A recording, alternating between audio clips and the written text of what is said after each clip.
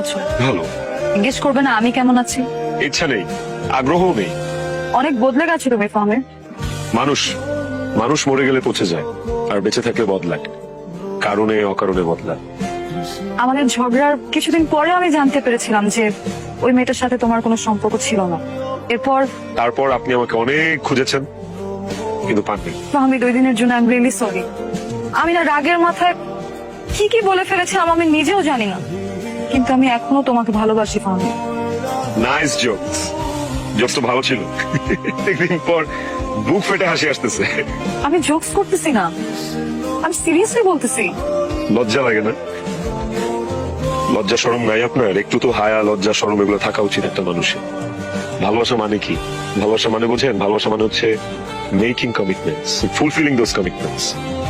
একজন আরেকজনের উপর দায়বদ্ধতা, সবসময় ভালোবাসা মানুষের ভালো চাওয়া, সুখ দুঃখ ভাগাভাগি করে নেয়।